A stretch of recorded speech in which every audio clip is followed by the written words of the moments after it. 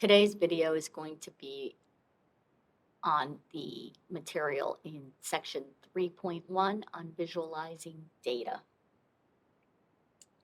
So the first thing we're going to do is talk about creating a bar chart that involves visualizing a frequency distribution for a categorical variable. So for that, I'd like to go over to the Myers-Briggs data. I'm going to right click. So I opened up the chapter 3 data. That's in Brightspace. I downloaded it out of Brightspace and I opened that up. And now I'm going to go down to the Myers-Briggs. There's two of them. I'm going to pick the first one. And here we see that we have a column with the employee numbers, and then we have each employee's label from the Myers-Briggs assessment of their personality style. And what we would like to know is the frequencies of each one of them. So the way we can do that in Excel is let Excel do most of the work for us. So we certainly can do some kind of lookup table with index match and get counts and things like that, but I'm going to show you a better way. I'm going to select this column of data, and I'm going to come up here to Insert, and then come over to Pivot Chart under Charts, and I'm going to choose Pivot Chart. It's going to pop up this GUI. It recognizes that I've selected the data, and I'm going to actually put it into an existing worksheet. I'm going to click on this location. I'm going to come over here to the right of our data and hit OK. And now I have a blank template of a pivot chart and an associated pivot table to go with it. And over here on the far right, I have the fields that help me build this. So I'm going to take the first one, personality, and bring it down to the axis category. And you can immediately see I got the unique categories in that column of data. So the analyst, diplomat, explorer, and sentinel showed up, and so did blank. And I don't know how many blanks there are yet, so let's find out. We're going to take this personality variable and we're going to add it to values. And it's going to automatically give me a count because it recognizes this data as text and assumes it has to be categorical. So we see now that we have a count of the personality by type. So we have our frequency distribution, and we see that blank is showing up with no values. So why don't we go ahead and get rid of it? Get rid of that. So I use the drop down right next to row labels, and I'm unchecking blank. And over here in the associated chart, blank went away. And we can look at this and we can begin to try and kind of change it a little. So the first thing is I don't need total as a legend. So I'm going to go to this. If I select off of the table, it looks like this. But if I select my chart, up in the upper right corner, I'll have some options for editing. So I'm going to hit the green plus, and I get these chart elements. And I'm going to come down to legend, and I'm going to take that check mark off so the legend went away. And then I want to come over here to total, and I don't really want total to be the title of this. So I'm going to say count of personality types, for example. And I can, if I mistype, I can come up here, or I can change my mind. I can come up here to the formula bar. I can type here. I can actually type inside here. Now that I changed the title of my bar chart here, that's showing the it's showing the absolute frequencies. One of the things that we frequently want is actually the relative frequencies, because that kind of tells us what percentage of our data is each of the categories. And to do that, the way we can do that using this bar chart is we can come down here on the right, all the way down on the far right where it says count of personalities. And I can use the drop down next to it and click this value field settings button. And that's going to open up this GUI. Let me just move it over. And I can change the name if I want, but right now this is fine. And this is where I can choose, and I showed you this in a previous Excel video where we can choose whether we want to get the average or the min or max or what we want of the data. And we certainly want the count, and that's fine, but we want it to show up as a percent. So I'm going to click on this second little header here that says show values as. Right now it says no calculation. I'm going to hit this drop down and go to percent of grand total. I have some other options here, and I believe that percent of column total will work just fine as well in this one. But I'm going to go ahead and, since we only have one column of data selected here, I'm going to go ahead and click that. So I have percent of grand total. And now you can see a couple things happened.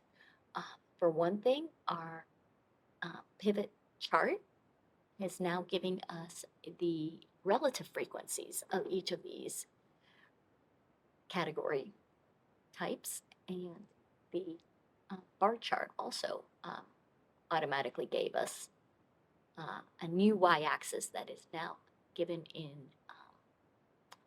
percentages. What I would like to do is add the amount. I want to be a little more precise. I want to know what these amounts are that I'm seeing in my pivot chart. I'd like to add them to my bar chart. So the way I can do that is I hit this green plus and I can come down to data labels and just click data labels, and I can see that there's some other different locations of where to put them that you could play around with. I like the default outside end. Seems like a nice place to see it. So here we go, we've completed that. So the analogous type of table that gives us a distribution of our data when we're working with numerical data is a histogram. And to show you how to make a histogram with a lot of control in Excel, we're going to go to the worksheet called growth value. So let's right click down here and go up to growth value. And we're going to make a histogram using the value column. In order to do that, let's begin by first trying to decide how many bins we want for our histogram. And so the first thing we're going to want to do for that is we're going to get some summary statistics on value. So to do that, again, I'll show you quick. We've done this before. We're going to go up to data and come over to data analysis, and then we're going to choose descriptive statistics, and we'll hit OK. And we're going to choose our input range to column C. We're going to have labels in the first row, and then we're going to choose an output range. And we'll choose this right here, this location, and we want summary statistics coming out of this. And so now we can hit OK. And we have some information automatically generated for us for that variable. So now that we see this, we can decide how many bins we would like. So the second thing we want to do is we're going to use count, which is the bottom, last one at the bottom. And I want to show you this because right now, obviously, we can read this right off here that we have 35 entries. But if you had thousands of entries, you don't always want to scroll to the bottom. And I mean, that's a sloppy way to do it. This is a nice, quick, easy way to do it. So we're going to use count to decide the number of intervals for the histogram.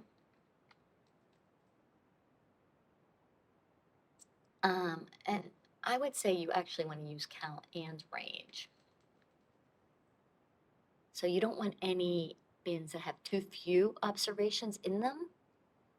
And you also want to use the range to get some idea of what the number of bins that is reasonable. Okay. So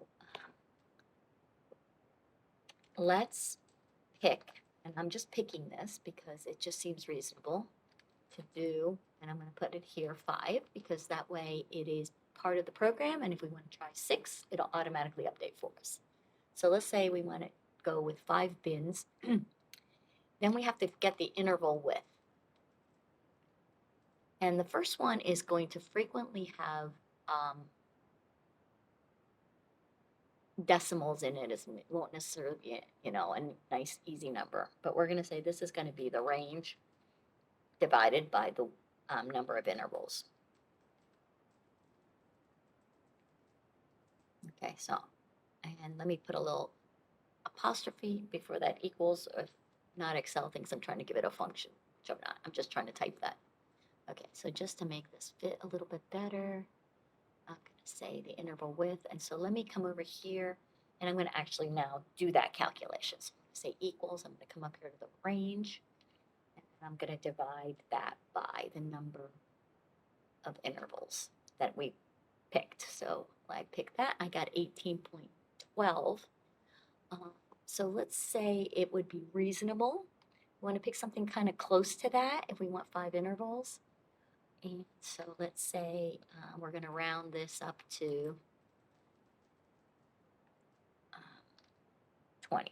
And again, some of this we would have to manually kind of go through and step through. If we switch this to 6, and then I get a new number here, then I can come here and I would have to pick another number to round up to. And by the way, if you always have to round up, because if you round down, you're not going to have enough bins for all the values. So whatever the width is, this is the minimum width that you could use. Okay, so let's say we're going to round up to 20. Let's go back up to 5. Okay. And then the other thing that we like to do is pick where we're going to start counting our bins at, like the lower bound of the first interval. So in order to do that, we're going to look over here at this minimum. The minimum is minus 46.52. So why don't we go ahead and start at minus 50? So the lower limit of first interval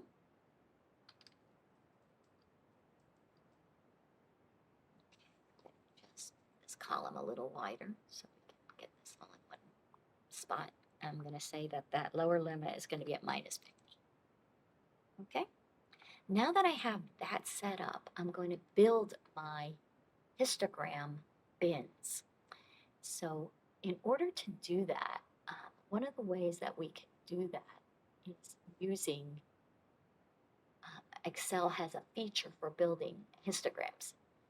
And to do that, what we're going to want is the upper limit. So we're going to want the interval upper limit. And so let me go ahead and pick a few columns here and just make them a little bit bigger and set all these up to have wrap text. So we kind of do things. So the upper limit is going to equal that lower limit of the first interval plus the interval width, which we've selected to be this one.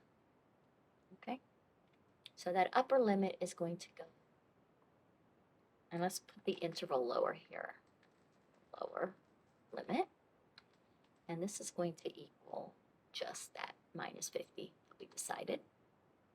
Okay, so when we took that lower limit, we added 24. So now what we're going to do for the next interval is we're going to take the previous limit and we're going to add this 20 width to it.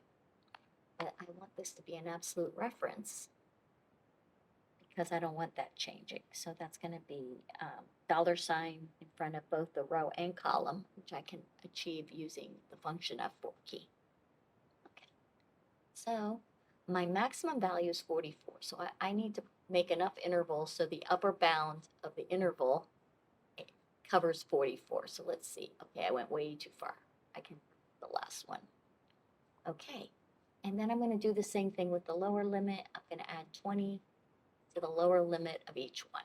So it'll give me this minus 30 here. So equals this amount plus width of the interval. Again, I'm going to go ahead and make that an absolute reference. And I'm going to copy this down. All right, so now I've created my lower and upper limits for each one of my histogram bins that I want to create. Now, what I'm going to do is come over here. I'm going to use the histogram function in Excel to create this. So I'm going to go to Data, and I'm going to go to Data Analysis. And this is where we got the summary stats. The descriptive stats is selected, but I'm going to come down and choose histogram. So this time I'm going to hit OK. Now I have to pick an input range. And I'm going to select this whole column of data value. And then I'm going to select the bin range. And for the bin range, Excel wants the upper limit. So I'm going to go with the upper limit. This is why we created this. And then I've checked this box labels with a check mark because this, we want the, we've included the title of the column, if you will, there. Okay, and then for the output range, I'm going to pick a spot, and I'm just going to pick a spot right over here to the right of this table. Maybe I'll come over here. Okay, and then I'm going to come down to the very bottom, and I'm going to check chart output because I want a chart here. Let me hit OK. And what we see is a histogram table created for us and a histogram automatically created from that. I actually looks like I could have gotten rid of a few of these columns. I went over too far. Let me just close, delete some of these, bring this on over. Okay. And just a little wider. All right. Okay. Now, I'm going to grab this histogram and I'm going to pull it down below here so we can work with it. I'm going to actually make it a little bigger. And let's actually make this look like a histogram because if you notice, it actually looks a lot like a bar chart. For one thing, with a histogram, we don't have gaps between our bars. So let's go ahead and come into this chart element. First of all, I don't need legend to tell me its frequency. Okay. And the second is I would maybe like to, oops, hold on. Okay, so maybe I do want to know what the values are for each of these histogram bins. I could add that in. And if I don't have too many, my histogram doesn't have too many bins, it's not terrible to do that. So let's go ahead and add the data labels here. Okay, then the next thing that I want to do is I want to remove the gap between the bars. So I'm going to select the bars. So I just selected, I'm going to right click, and I'm going to come down here to Format Data Series. And then on the right, you see we have this interactive kind of menu. It says gap width. So I want to go ahead and make this 0 because I don't want there to be any gap between my bars. I can just hit enter on that, and now you see gap has gone away. The other thing that I want to do is get rid of this bottom. It's going to automatically add this bottom more in case there's overflow. And I don't need that, so I'm going to go ahead and do that. So you'll see it is now gone from my histogram. Actually, I think I need to delete it. So we're going to shift cells up. Okay. Yes, I don't want to clear the content because if you notice, it gave me like an extra line there. Okay, and now that I look at this, and it's starting to look a little bit more like I want it to be. So histogram, I could say histogram, I could say distribution of value. Okay. What I don't like is that I'm seeing the bins are, say, minus 30, minus 10, 10, 30, 50. So I really would rather change that. And so I want to create labels for each one of these bins. And the way I'm going to do that is I'm going to come up here and give each interval labels. Okay. And I'm going to use the concat function to do this. You can certainly type this. Actually, the first one I'm going to just type. I'm going to say it's going to be a square bracket because we're going to include the bottom or the minimum. So minus 50. So I'm just typing this in to minus 30. This is the tedious way to do it, but I want to do it for the first one because it has a different pattern. What Excel is doing is it is going to include the upper bound, and that's part of why we had to choose the upper bound when it creates a histogram, and that means it excludes the lower bound. So I'm going to create these other labels, and you can imagine if I had more than 5 to make, this is really the way to go. I don't want to type this over and over, but I'm going to use the concat, which is how I string text together. So I'm going to start with a open parentheses, which I put in a double quotes, comma. Now I'm going to select that value for the upper limit, which is the cell. Select the cell. I want to select the lower limit cell, which is L5.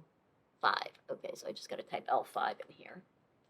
And then I'm going to put double quote, and after that number, I'm going to put a comma and a space and a quote, and I put another comma because now I'm going to enter the next text. The next text is going to be the upper limit, and I put a comma, and I'm going to finish this little interval label with a square bracket. So I have to put double quotes around that square bracket. And now I've put all my elements together that I want to kind of basically glue these all together. What I'm going to end up getting is that it's an open bracket, or I don't include minus 30, all the way up to negative 10 included. And now that I've done that, I can come down here and I've now created my labels. Now what I'd like to do is make those labels, pull those labels into the histogram that I've made. So let me go ahead and I'm going to select down here, I'm going to select the axes bin labels, right click, and I'm going to come down here to select data. Now when I get to select data, I see that I have frequency on the left, and on the right, on the horizontal or category axis labels, I have these numbers, which is what we saw, right? So we can see that they match up. Now we're going to want to edit those. So it's choosing right now the values from histogram is what it's using. And I don't want that. I'm going to actually choose these labels instead. And you see it instantly updated it. It looks good to me. I'm going to say OK. Hit OK here. So now I've created a histogram of my value data, and it has my interval labels the way I'd like them to be. I could also change this. I could actually remove that. I don't really need it to tell me that. So let's see, the axis title. The only one I want to get rid of is the horizontal one. So let's do that. So there we go. We have a distribution of the values in the variable value. The next type of graph we're going to do, we're going to be making a line chart using the worksheet crude oil. So let's go over to crude oil. And in here, we see the price per barrel. Now to make a line chart from this, we don't have a whole lot of information about this. In the text of the book, it tells us that this is the first quarter data. And I'm not sure from what year, but I'm going to guess 2019, which is, I think, when this book was published. So let's say I pick this column of data, and I'm going to come up here to insert, just pick 2D line, and here we have the price per barrel. So here we see the chart that was created for us, and we definitely want to fix it up a little bit. So I'm going to click on the chart, and the first thing I'm going to get rid of is it's just giving me counts of the observations. So I want to go ahead and get rid of those axes. So I'm going to get rid of the primary horizontal tick marks. So I'm going to get rid of that. Now the other thing is this data has such a high range, a large range of values on the y-axis that it's hard to see very much of a trend. So what's happening is it's really flattening it out, and it's not allowing us to see what's going on. The way that I can fix that is I can go ahead and hover over the y-axis and click on it. Now I'm going to right-click on that and say Format Axes. And there might be another way to get here using this green plus button. But when I click on that, I get this bounds, and the minimum says 0. So I'm going to go ahead and put that up at 80. And now you can see that I also don't need to go all the way up to 100. I can go up to 110 and hit enter. And now we see a line chart that actually enables us to see a little bit better what was happening during the first quarter with this price per barrel. The other thing is price per barrel is a dollar amount in this data. So I'm going to format it as a dollar. You can see that immediately was able to change the y-axis values to actually represent money. The next thing we're going to look at is how to make a contingency table with Excel. And for that, we're going to go back to the Myers-Briggs data, but this time we're going to go to the Myers-Briggs 2, which if we open that, we'll see has now gender in it as well as personality assessment label. And to do this, what we're going to do is use a pivot table. So let's go ahead and select these two columns of data. And we're going to come up here and go to Insert Pivot Table on the far left. And we're going to come down and select from Table or Range. And when we do that, we'll get the interactive GUI again. It's already populated that we want a table or range. We're going to pick an existing worksheet. I'm going to pick right next to where we are. And I'm going to go ahead and add this data to the data model in case we want to do more with it. Now, once we've done that, we have now created a template for us to work with. Over here in the right, where it says Pivot Table Fields, you'll see that the two variables are there, personality and gender. And what we're going to do is click and drag them to where we want. In order to match what we were looking at in class, we had rows for gender for our contingency table, and we had columns for personality type. So let's go ahead and click on gender and drag it down to rows. And then I'm going to click on personality and drag it to columns. And now you see that we have the kind of structure that we wanted here. And then I'm going to take, and I can actually use either of these. But let's say I want to go ahead and choose, I can draw personality in here. So it's going to give me a count of the records. I could have also included employee in this, but it didn't really have to do that. Now notice that we don't have any links here. And we have 1,000 records in total. So this gives us our contingency table.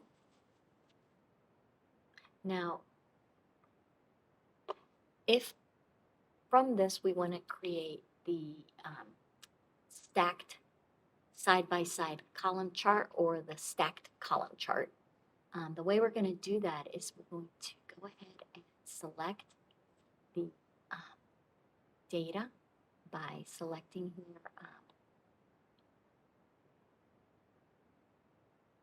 this data. Sorry, I don't want the total. I just want to pick the actual numbers with the labels. And I'm going to go up here to Insert and come down to Clustered Column or Stacked Column. So let's first of all, let's go ahead and first do a stacked column, and then we'll come back and look at a clustered column. As you look at this, you'll see that we are looking at numbers for female and male according to, and they're colored by which of the personality types they are. Now, as it is like this, I think visually you can kind of say, well, it looks like these are looking fairly close to each other, but it would be nice to know what those numbers actually are. So I'm going to go ahead and put in the data labels. And then the other thing that might be helpful is to convert this whole thing to percentages. So the way I could convert it to a percentage is I can come over here to where it says values, and we talked about this before when we did the frequency table. I can click on the value field settings, And then I can come up here and click on the little tab that says Show Values As. Now, notice that it has a base field, gender or personality. So it wants to know what it's going to be working off of. So it's selected gender, and that's fine because we see these columns of data, and we want to know the percentage of the columns that each one of the personality types is. So I'm going to say, now you'd be tempted to say percentage of column total, but this is actually being built off of the pivot table. So if you look up here, female and male are rows. Even though they were shown here in this bar chart and this column chart as bars, the data is coming from rows. So we want the percentage of the row total here. We'll say okay. And you'll know you did it right because the bar total goes up to 100%, which is what you want. Now this enables us to compare percentage of each one of the personality types side by side. So another way that we might want to look at this data is what's the breakdown, I should say, between male and female for each one of the types. So right now we're kind of comparing across bars, aren't we? So maybe the way we would want this to actually look is we go up here to the Design tab. Once you've selected the bar chart, the Design tab will appear, and we want to go to Select Data. And in the Select Data, you'll see that there's a button in the middle that says Switch Row and Column. So by hitting Switch Row and Column, we have automatically flipped everything. Up here in our pivot table, rows and columns have switched. And now we can look at the percent of male and female, and the numbers are showing up not only in the pivot table, but in our pivot chart. So we can see here, and I think if we make it bigger, we can actually kind of get a little more zoomed in if we wanted. The breakdown for each one of the personality types by gender. So I think within a margin of error, I would say they're about the same. Now let's suppose we actually wanted to look at these side by side to get a better grasp of the differences. Let's say that some of these differences were bigger than what appears here. The way we would do that is we would go up here to Change Chart Type, which is just to the right of Select Data. And instead of having the stacked column, we can choose the clustered column. Now they have fancy versions of it, which make it look like 3D, so you can, play around with that if you want, but the basic one is the clustered column. And so in doing this, what we are able to, and again, we have now zoomed in between 44% to 53%. So Excel automatically adjusted the y-axis range to really focus in on our data. And we are able to see the differences, and they appear perhaps greater than they should be. But we definitely are able through this to see some differences. And another type of visualization that we do for the numerical data, if we want to compare two numerical variables with each other, is a scatter plot. So let's look at that using the growth value worksheet, which we were working with before. And we were looking at the distribution of the data for the value variable. Now let's compare how the growth and the value variables compare with each other. So this is the rate of return by year of these two types of investments. I'm just going to select both those columns. I'm going to come up here to Insert, and under the charts, I'm going to select this scatter plot, and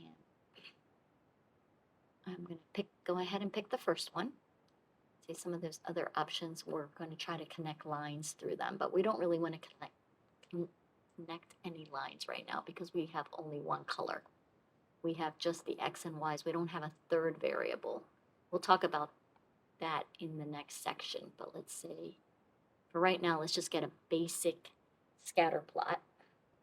This is showing us growth on the x-axis and the value on the y-axis. So usually the dependent variable, which is the y-axis, is given the name of the chart. That's not always what we want. So let's just, in this case, we're going to say value versus growth. returns by year. Okay, and let's go up here to the axes titles. So we're able to go ahead and put in growth. It's gonna let me just type it. Yeah, it is. And the y-axis is going to be value, so I just clicked it. And when I hit enter, it went there. I don't like where it put it, so I'm going to just slide it up here so we can see that a little bit better. And I believe it's going to even let me move it to wherever I want. So I can say that's value, and I can take growth. I can put growth like maybe over here. Okay, and I can also come in here and change the color. So I have different styles I can pick from. It's going to give me some options if I want maybe different kind of markers. I like that one actually, and then I'm going to select that one, but I'm going to pick a different color. So here I'm picking a different color palette. So right now we have a nice scatter plot. So you can see there appears to be some relationship between growth and value. As one increases, the other one increases. So this is what we would call a positive linear, appears to have a positive linear relationship to some degree. And if we wanted to know the strength of that relationship, we're going to use the correlation coefficient. So in order to get that, we're going to use the Excel function. So here I'm just going to say correl returns the correlation coefficient between two data sets. And see how it says array 1 and array 2. So they don't have to be columns, but generally that's how we think of them. So I'm going to put in growth, and then I'm going to put comma, and value. And again, to close that and hit enter, and you see that we are given the result of that calculation, which remember is the covariance between growth and value divided by the product of the sample standard deviation in growth and the sample standard deviation of value. So that number turns out to be 0.657, and that is considered relatively strong correlation. Usually we don't need this many decimals. We usually go with 2 decimals as being enough to give us this. So let's give this a little label here so we don't forget it.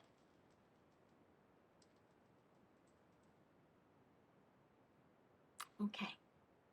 And that's how we get that measure of correlation between 2 numerical variables.